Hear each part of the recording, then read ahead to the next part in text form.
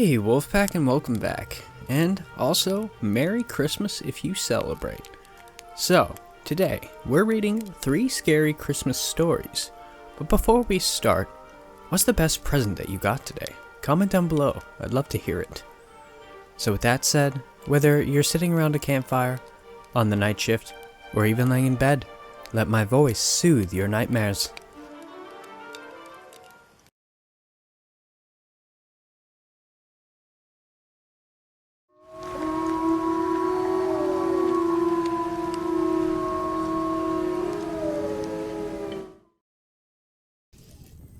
I became one of those parents you feel bad for on Facebook or back in 2005 MySpace. Our 7-year-old daughter Grace, who seemed to be the next soccer star, had a penny-sized bruise on her right leg from falling down while playing soccer. My wife Gina and I brushed it off as nothing, but as the days went by, the size of the bruise had expanded to nearly her whole leg. Then Gina and I knew there was something wrong. We took Grace to the nearby Lehigh Valley Hospital in Pennsylvania. We were thinking Grace had some type of clotting disorder like hemophilia, but it was actually something that could be viewed as much worse. After going through a barrage of tests, Grace was diagnosed with an aggressive form of childhood leukemia. After hearing the news, all the trivial things that ever bothered me, like my job, ended that day. The doctor really didn't sugarcoat it, and basically told us that Grace's chances of survival were slim to none. We had the choice of treating the cancer aggressively, or allowing the palliative care, where Grace would knowingly die in weeks, but without the harmful effects of chemotherapy and radiation. We decided to treat the cancer with aggressive chemotherapy infusions and radiation. It didn't take long for Grace's hair to fall out, and she remained bed-bound at the hospital. Gina stayed with her for most of the days, and I would go visit Grace in the hospital after work. The one Tuesday in mid-December 2005, I was just so heartbroken how weak and how much pain Grace was in, that I decided that I needed to take a break and go to the local mall. The doctor's prognosis on Grace's survival has become really poor to the point where they wanted to stop the chemo infusions. I cried the whole way driving to the mall. I questioned why I was alive and what was the purpose of anything. I figured that I would go to the fledgling Strawbridge's department store that my parents used to take me when I was a kid. I walked around the store in despair, and I also had moments of anger. Nowhere in our plans was for our daughter to die at 7 years old. We thought about Grace going to college and whether or not we would allow her to date in high school, but who thinks about their 7-year-old daughter's funeral? As I walked down the aisles, it looked like the department store was closing due to going out of business, because of the lack of merchandise. Down one of the clearance return aisles, I saw what looked like a poorly repacked artificial tree that a customer had returned. I had a thought that maybe I would get a fake tree for Grace. The doctor had talked about allowing Grace to die at home on hospice care. From the cost of the chemo and radiation treatments, and from Gina being out of work, we had taken out so many loans that actually having $5 in my pocket was surprising. I brought the poorly wrapped tree-looking thing up to the register. The cashier looked at it and said, "What is this, a lawn ornament or something?" She looked around at the poorly returned package for a barcode, or for some type of numbers to put into the cash register. She kinda giggled and said, "I don't even think this thing originated from our store. Where did you get this?"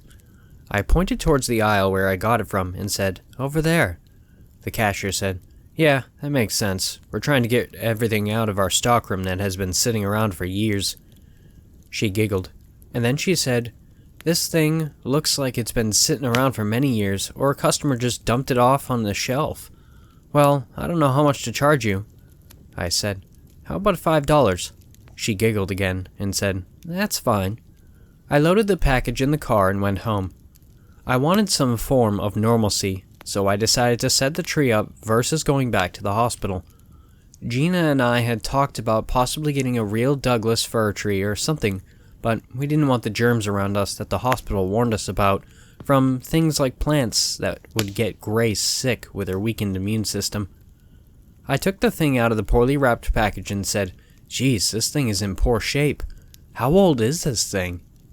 The tree kind of reminded me of one of the Charlie Brown's episodes in just how bare it looked. The tree came with lights though.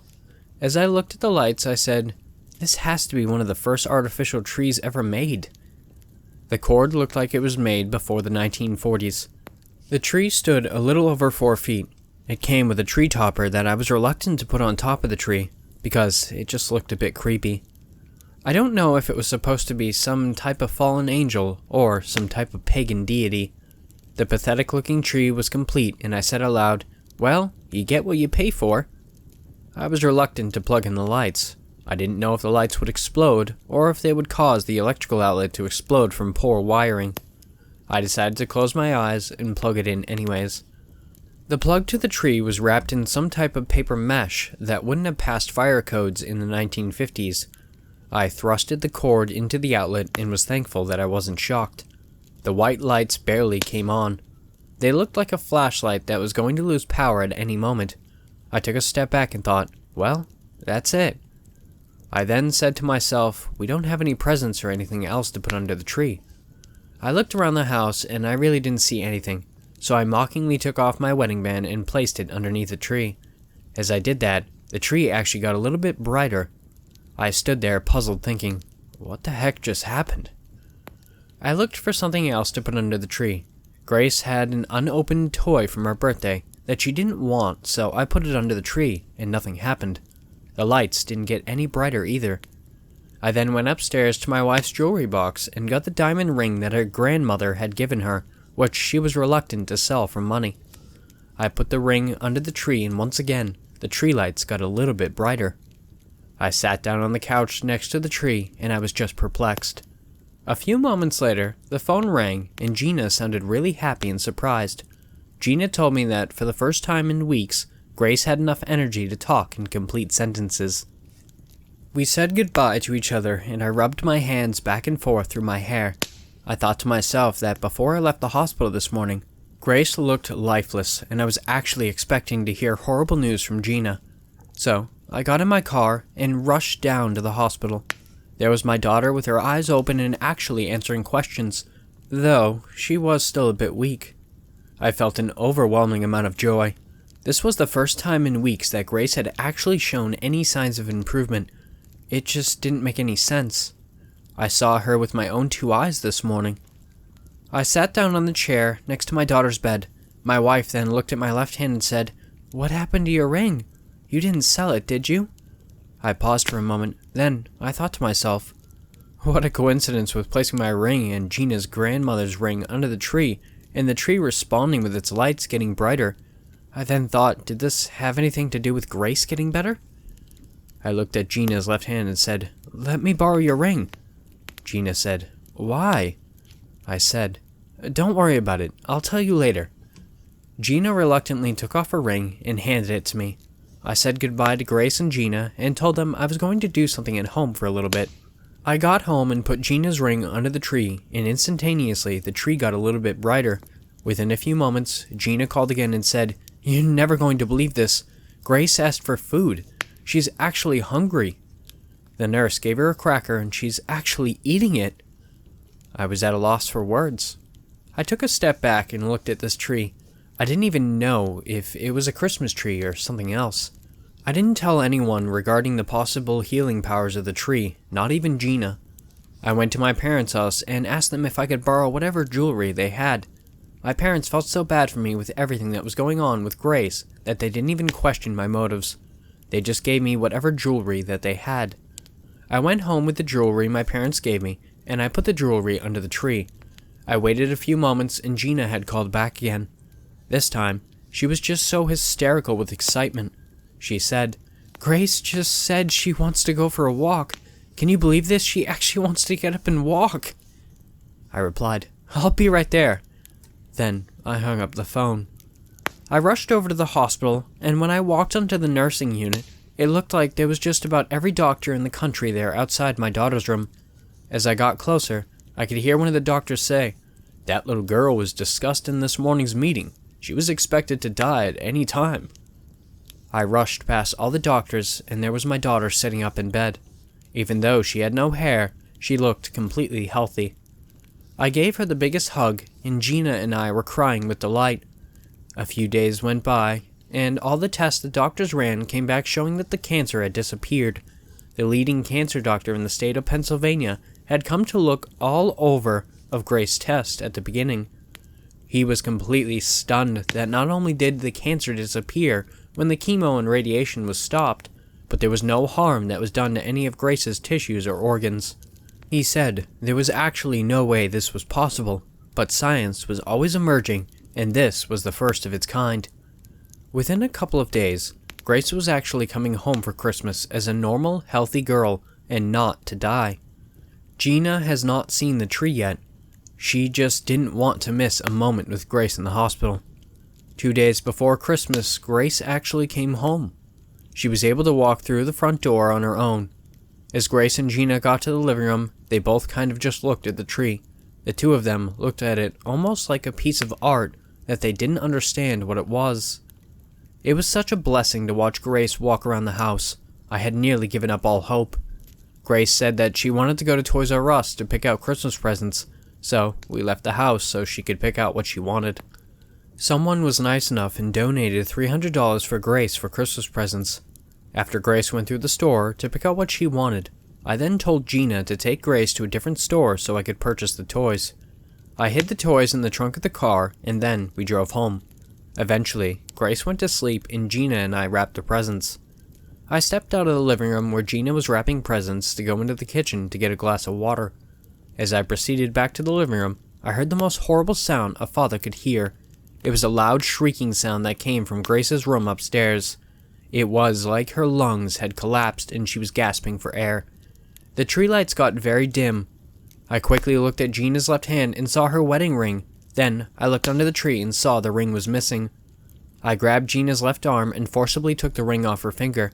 I then put the ring back under the tree, which instantaneously got brighter again, and the same time I stopped hearing Grace gasp for air. Gina had a stunned look on her face from me nearly breaking her finger, but we were both more concerned about rushing upstairs to see if Grace was okay. Grace was okay when we saw her. She was breathing normally. I told her that she had just had a bad dream. Gina and I went back downstairs and I told her everything about the tree and she was speechless. She saw with her own eyes of what happened when her ring was taken away from the tree and when the ring was put back and how it affected her. We decided to kneel in front of the tree to show reverence. We didn't know who we were praying to either, good or evil, but it didn't matter because it was keeping Grace alive. Gina and I would have sold our souls to the devil from day one when we brought Grace to the hospital, if that's what it took to save Grace's life. Christmas morning came and we decided to put Grace's presents in the kitchen. We just didn't want to create any bad mojo with the tree. After opening the presents, Gina and I knelt in front of the tree for an hour. A couple days had went by and Grace started to complain that she felt weak. Gina and I both looked at each other, knowing what needed to be done. We discussed that I would drive to the rich outskirts of Philadelphia to the town of Villanova, which is one of the richest parts of the United States. I parked my car at the Villanova College to help blend in. Then, I walked down to one of the residential streets. I saw an older lady walking her dog and noticed she had a large diamond ring on. I walked up behind her and told her to give me her ring and not to turn around. The older lady obliged and I rushed home with the ring and put it under the tree, which gave Grace her strength back. As the months went by, I realized the more valuable the item I put under the tree, the longer Grace stayed healthy. My father was into fine art, and I was talking to him about different art collectors that he knew. He told me of this guy who owned an original Claude Monet painting in an affluent town of Bryn Mawr. He told me they were from a wealthy Jewish family heritage. I staked out the Bryn Mawr house for a month and noticed a pattern of the family going to the temple on Saturdays. My father had personally seen the painting in the Bryn Mawr house, so I knew where to go once I got into the house. I waited for the next Saturday and quickly hurled myself over their fence. I knew by breaking their house window I would set off the house alarm, so I acted quickly and within 5 minutes I was able to get the painting out of the house. I made a mad dash back over the fence and ran to my car, which was about a quarter mile away. I went home and put the painting under the tree, which really shined brightly after adding the painting. It's been 2 years now and we haven't taken down the tree. Grace has been really healthy, and every cent that Gina and I make goes to the tree. I'm a sleazy motherfucker. I'll be the first to say so. When I was young, I was the one in the schoolyard stealing Pokemon cards. When I was older, in the car park leaving dents but never a note. Real slimeball. God, I hope my 2 kids don't grow up to be like me. I hope my kids grow up to be more like Timmy, or rather, what he could have been. Alone in my home office, I leaned back in my chair. The best writing that comes out of me is when I hear only the keys of my typewriter, or the sweet, sweet lullaby of whiskey rocks tumbling against my glass. But on nights like these, I hear a third sound, distant in the recesses of my mind. I hear him scream, and so I write. I don't want my son to suffer like Timmy did. On an unsuspecting winter day 20 years ago, I was staying at Tim's home over Christmas Eve because my parents were busy with the divorce. Hell, I don't blame them. With a kid like me, it was probably my doing. Timmy boy pulled a different side out of me than what my parents had come to expect out of my bratty self, though, and I loved him for that. He showed me that being a nerd wasn't so bad after all, and if he hadn't, I probably wouldn't be pent up in my office writing this. We played on his new Nintendo 64 until our mothers called us for dinner. We collected trading cards for games we didn't know how to play. He was the perfect kid, kind, well-behaved, and he had welcomed me into all his hobbies, which we began to share. They made me forget about woes at home. But, well, Timmy had a fatal obsession. See, 12 was a bit old to believe in Santa, but there was nothing I could have ever said to persuade him otherwise. He swore to me that the year before, when he wished for that Nintendo, it came true. He hadn't told his parents about what he wanted because he wanted to test the outcome, and, lo and behold, his new game console was wished into existence. To me, utter hogwash.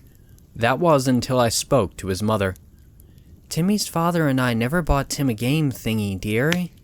We had big bills to pay that year. I suspect Uncle Steve must have snuck it under the tree when we weren't looking, but he's never owned up to it, she said. His mother paused for a while before her eyes lit up. But I think we both know who it was, honey.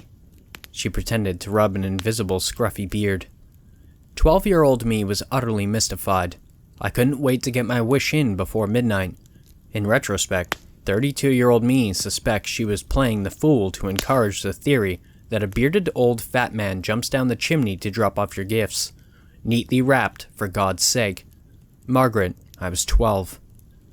I would have bullied the kid that believed in Santa at that age, had it not been Timmy or myself, though.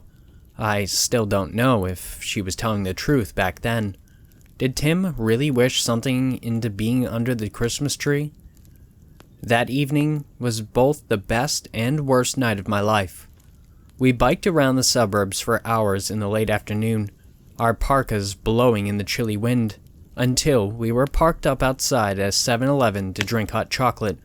It wasn't the best in the world, but getting a blue Slurpee in December would have been bonkers. So, what are you wishing for this Christmas, Tim? I asked. He had a cheeky, mischievous smile. I got a plan, Richie, he said. I'm going to wish to be one of those Christmas elves. Helpers, I think. I almost snorted hard enough to spit out my drink. What are you talking about? You know, I read it in a book once. They make things appear from thin air, only to wrap them day in and day out during the holidays, he continued. Oh, can you imagine? Anything I wanted, any time. I was losing faith in Santa. The more he spoke, the more ridiculous everything sounded. So, you're one of those kids, huh? I'll wish for unlimited wishes from a genie? Well, what do you hope Santa brings you? Timmy said, his pale face sucking at the rim of his cup for any heat to stop his jaw chattering. My chaste, excited mind raced for a moment and didn't question Santa. I only questioned the possibilities. Probably a Nintendo. I brushed some snow off of my gloves. Can't always wait to play it at yours, you know? Course you can, he yapped.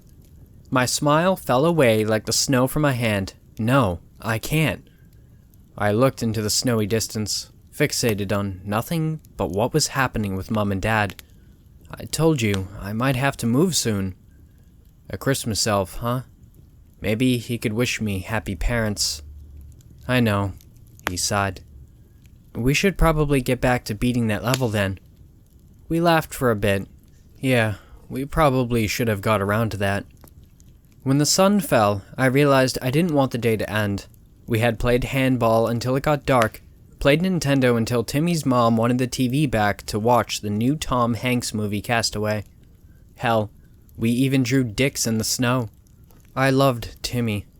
That was the last time I saw him, at least what remained of him. It was midnight when the tickle started. First, a tip-tap of the bladder, then a feather upon my belly. I needed to pee. Out of bed I went. My food baby was still round and kicking from Mrs. Roy's marvelous dinner, so it took me a couple of wobbles to get to the hallway. I looked down to find my slippers. Batman's faces were round and plump on the stretched bit of the pajamas, where the button popped by my tummy. Moonlight flooded the hall and painted it an azure blue. Distantly, someone was speaking yonder the hallway in the living room. I yawned. I guess Santa wasn't real. A couple of adults crawling around for scissors and tape at midnight was the end of the mystery, though something was a bit off. Once in the hall, my jaw was already chattering. Winter's bite had taken the house. It was freezing. Not the cold you would expect from air conditioning left running, but a cold like a snowstorm had broken a window and had come flooding in. It was popping in the living room. Christmas crackers, perhaps. Hello? I called. Nothing, only the muted sound of my voice with no echo, like I had been speaking into the snow. Margaret? I kept walking forward, tapping my slippers along the hall. When I reached the lounge, there he was. Timmy was facing the tree, the back of his head a messy black mop. I smiled. Couldn't wait, huh? He didn't move. Timmy? My heart began pounding. Not even a shiver from him in the frosty room. He pulled his head back at me slowly. He looked like a wild dog, his face ghoulish and bearded, breaking into place a canine muzzle and two pointy ears. Elves are not what you see in books. His muzzle sought speech, rasp and shrill, as if a snake was trying to speak. Though deep within his chest, past one contorted jaw, he still cried out in a little boy's voice. Mommy? Brown barky remains where legs should be slogged under the thing, moving weighted like an unrooted oak. Every slow step it took made its torso contort with a sickening crack, as if its bones had snapped and twisted, growing bigger than poor Timmy's skin could bear. Its mouth had since widened enough that it could fit my sleepy, ripened head inside. Cracking, growing bones that broke through hairy skin made it struggle to chase me. I sprinted down the hall, flailing my arms, knocking against every door I could see in the faint moonlight. Mommy? It was looming close, a mere silhouette at the end of the hall. Its torso flailed with a disjointed crack in directions perpendicular to its body with each and every step. One arm bent up backwards, and the other bent down forwards, holding a small, gift-wrapped box. Crack, crack. My chest bounced up and down until I felt dizzy. I wanted to throw up. I wanted to get out of there. Every time I heard him wail, I wanted to scream too. Floorboards scratched around as it struggled to stand upright on contorted pawed limbs. When his parents came running out, he had already gone into the night, staring outside through the cold wind blowing through the open door. I saw only indents where the thing hobbled away in the blanketed snow. Christmas had come, and Timmy had got what he wished for. After the police interviews had stopped, and I had moved in with my father in Arkansas, I received a neatly dressed package on the doorstep. It was Timmy's Nintendo. I guess I got what I wished for, too. Now, 30-something, I find writing helps most to take the pain away. A story unbelievable to shrinks. A story only for the recesses of my mind. A story for me and my typewriter. I got up from my chair and stretched. The world around me was spinning a tad. Too much whiskey, man. I tumbled my glass as I stared at the snowfall out my windows. The ice in my glass had melted, and I was too drunk to realize. I finished wrapping Jake's bicycle. It took a couple of hours because I was drunk, but mostly because I was wrapping a fucking bike. I fumbled around in the hallway trying to find steady footing. I wanted to wheel it to the Christmas tree, but it had to be carried. I knocked the walls a couple of times with the handles, and I questioned why I even bothered to wrap it. When he looks at this gift's shape, the hell is he going to see? An Xbox? Suddenly, I froze. At the end of the hallway, a silhouette. Please, don't be Jake. You aren't allowed Christmas wishes anymore. There it was again. How it felt to be truly afraid. The alcohol itched my throat, and it wanted to come up. Mommy? According to the song, The Most Wonderful Time of the Year, Christmas is apparently a time for scary ghost stories. I don't have anything like that, but I do have something close. So, I thought I'd share. This information is important for the public to know regardless, even if it is a bit upsetting. I'm an officer with the Talbot County Sheriff's Office. You've probably never heard of Talbot County, Georgia, and you sure as hell haven't heard of the small, unincorporated community of Box Springs situated in it. Yes, I said community, not town. Box Springs is basically a large expanse of land with a highway running through it. Every so often, you'll see a house, a church, nearly always with a graveyard in the back, or, on rare occasions, a Dollar General.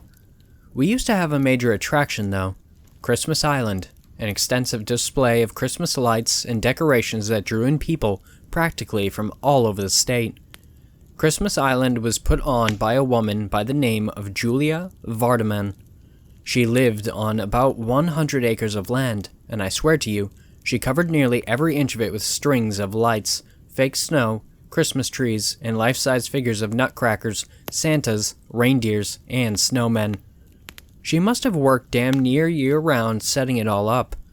Mrs. Vardaman was a hospice nurse, meaning she tended to dying elderly people on a daily basis. Death was already something she was accustomed to, so maybe it was appropriate work. Her husband died 3 months into their marriage. He fell while fixing the roof to their newly built home in Box Springs, sustained an unbelievable head injury, and never woke up from a coma. In her 3 months of marriage, Mrs. Vardaman conceived 3 times and lost all 3 babies. She basically withdrew from everyone and everything after that. The few people who knew her reported she was very religious up until these tragedies and apparently lost her faith in God. But then, the first Christmas following her husband's death came, and she all of a sudden unveiled to us a holiday wonderland like none we'd ever seen before. Perhaps it was her way of finding joy in her sad life. Perhaps she was lonely and just wanted a reason for people to come and see her. Regardless, Christmas Island, as she called it, sure as hell brought with it joy and togetherness. Word spread fast, and by its second Christmas in operation, probably the whole damn state showed up, putting Box Springs on the map, if only for a short time. Everything turned sour when that young man disappeared.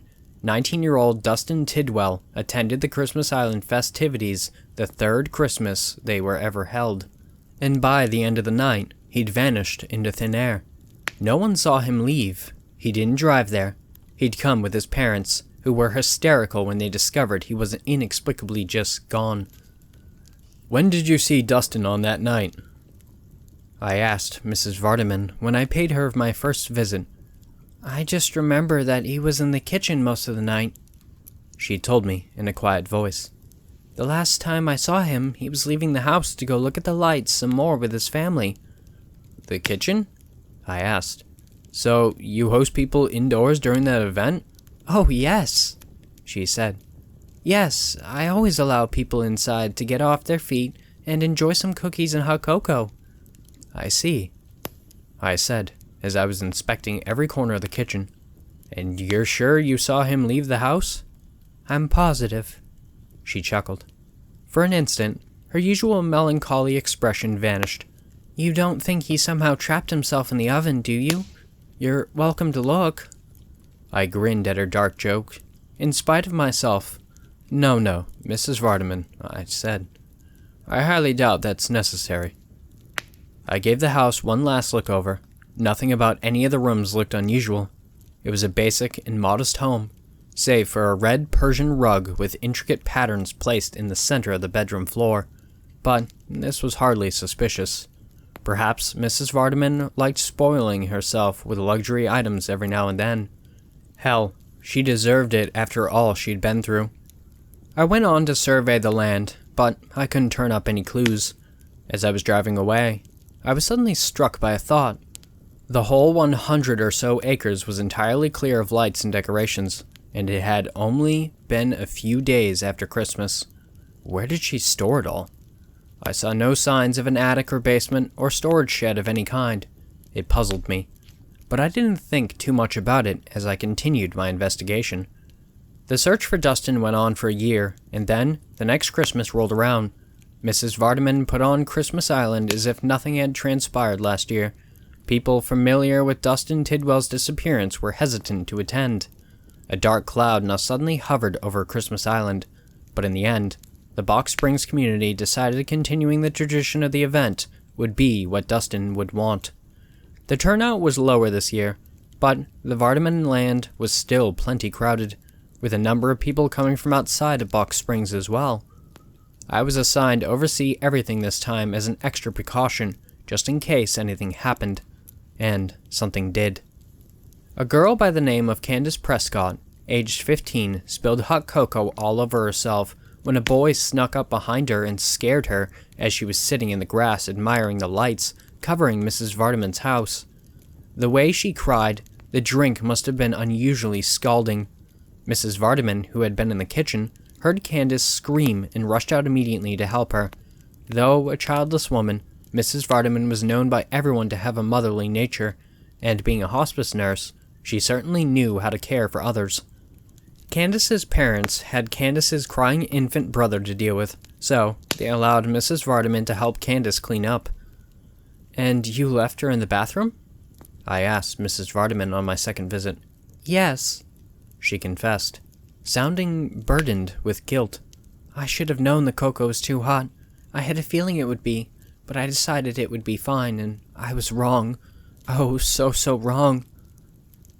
The poor dear looked like she had burns, and she wouldn't stop crying, so I went to go get her some ice from the kitchen, and...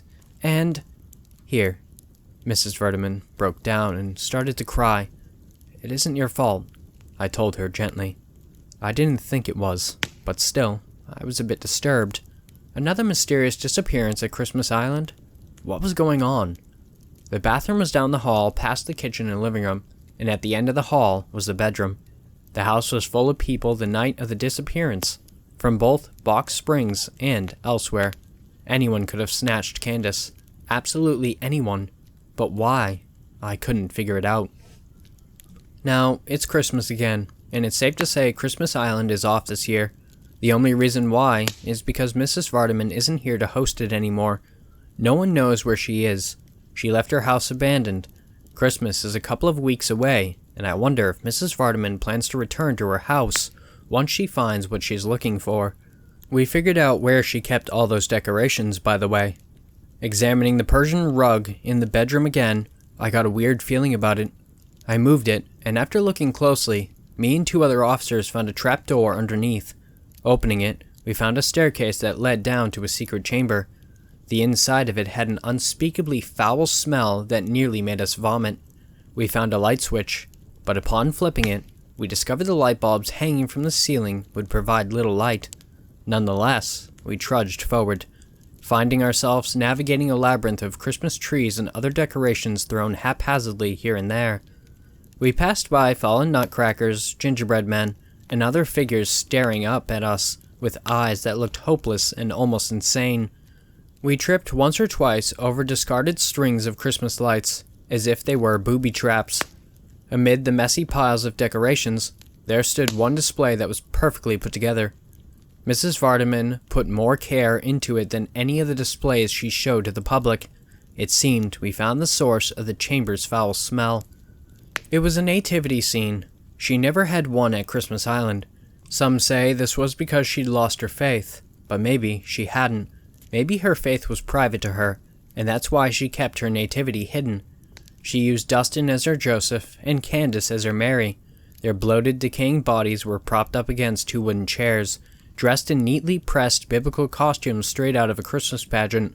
An empty, pristine manger full of fresh hay sat before them. In front of the manger was a goat whose throat looked slit. It had a fresh pool of blood next to it. It probably was the most recent addition. Surrounding Mary, Joseph, and the goat were 3 wooden stakes in the ground, and tied around these stakes were the 3 wise men. It took us a while to identify them. There was so little of them left.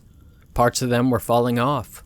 Soon, there'd be nothing left but their regal, gold-fringed wise men robes adorning those stakes.